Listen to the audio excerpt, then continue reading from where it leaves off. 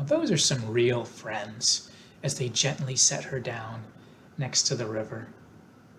This is a very beautiful story. Chapter 9. The Queen of the Field Mice.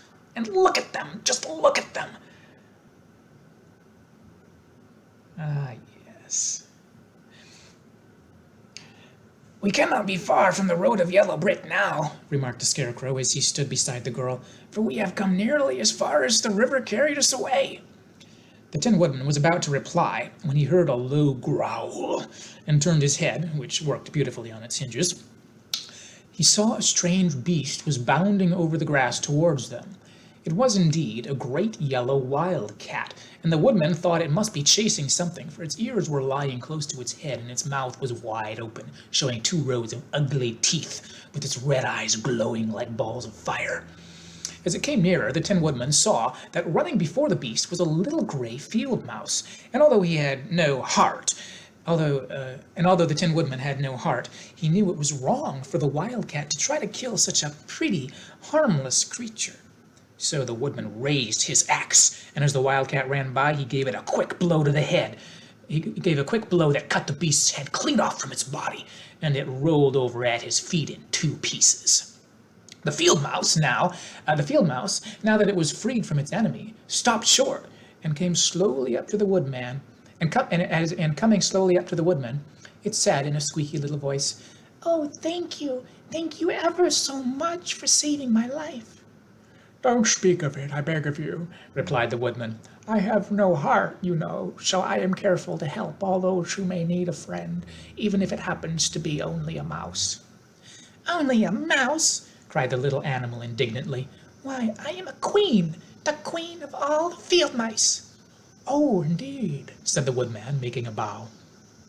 "Therefore you have done a great deed, as well as a brave one, in saving my life," added the queen.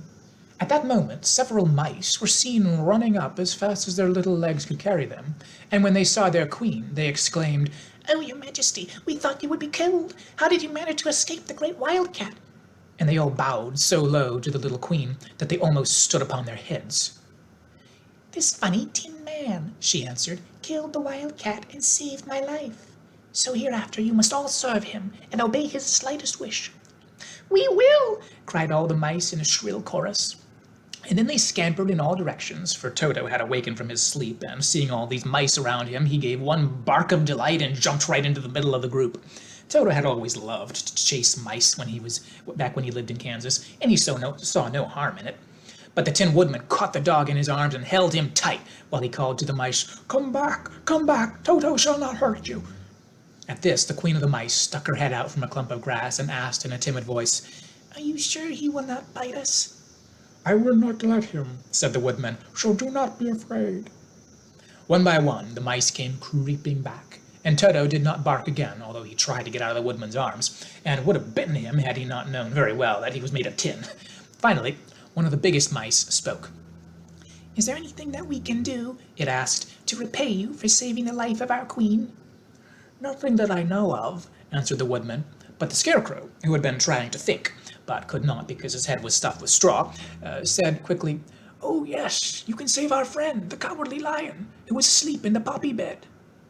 "A lion?" cried the little queen. "Why, he would eat us all up." "Oh, no," declared the Scarecrow. "This lion is a coward." "Really?" asked the mouse. "He says so himself," answered the Scarecrow, "and he would never hurt anyone who is our friend. If you will help us to save him, I promise that he shall treat you all with kindness." "Very well," said the queen. "We will trust you. But what shall we do?" "Are there many of these mice which call you queen and are willing to obey you?" "Oh, yes, there are thousands," she replied. "Then send for them all to come here as soon as possible, and let each one bring a long piece of string."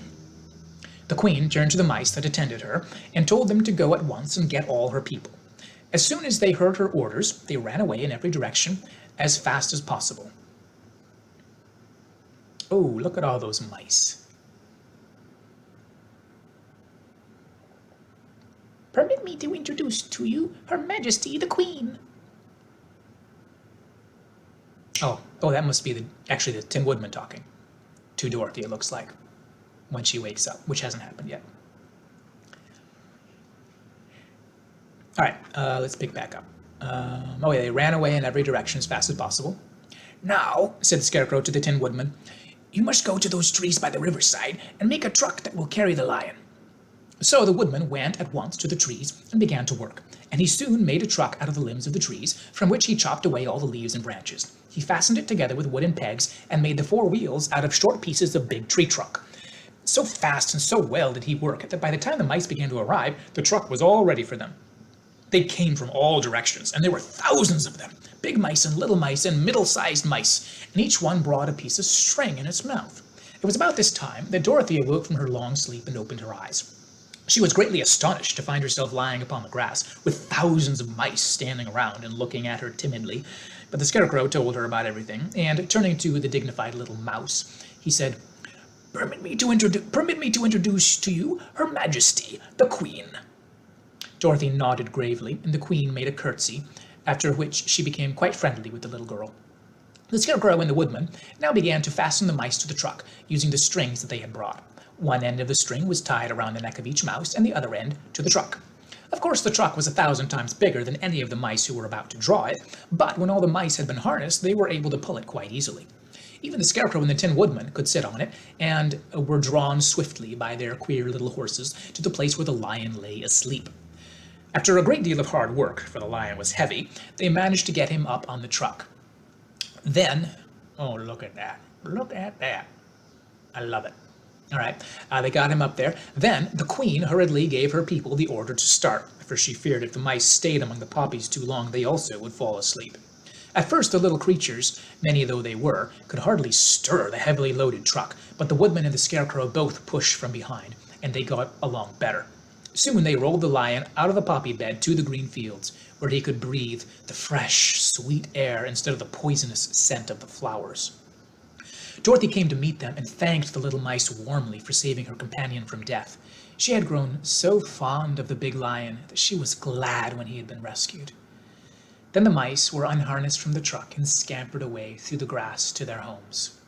The Queen of the Mice was the last to leave. If you ever need us again, she said, come out into the field and call, and we shall hear you and come to your assistance. Goodbye.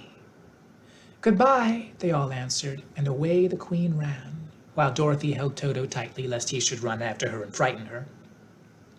After this, they sat down beside the lion until he should awaken, and the Scarecrow brought Dorothy some fruit from a tree nearby, which she ate for dinner.